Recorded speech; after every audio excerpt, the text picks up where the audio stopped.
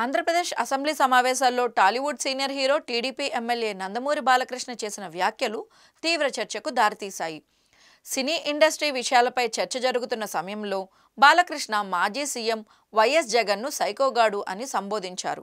అంతేకాక జగన్తో గతంలో జరిగిన సినీ ప్రముఖుల భేటీపై కూడా వ్యాఖ్యలు చేశారు. దీంతో ఈ వ్యాఖ్యలు అంతటా చర్చనీయాంశంగా మారాయి.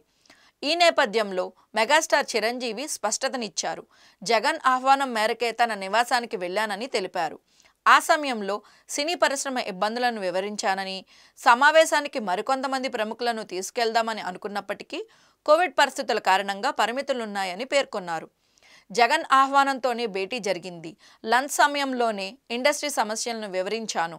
బాలకృష్ణ గారిని కూడా సంప్రదించడానికి ప్రయత్నించాను, కానీ అందుబాటులోకి రాలేదు. చివరికి నేను, Rajamouli, Mahesh Babu, Prabhas, Trivikram, Koratala Siva, DVV Danayya, Mythri movies, R Narayanamurthy తదితరులతో కలిసి సీఎంను కలిశాం. అలాగే టికెట్ ధరల పెంపు నిర్ణయం సినీ పరిశ్రమకు ఎంతో కొంత మేలు చేసిందని, దానివల్లే నిర్మాతలు, డిస్ట్రిబ్యూటర్లు, ఎగ్జిబిటర్లు లాభపడ్డారని చిరు తెలిపారు.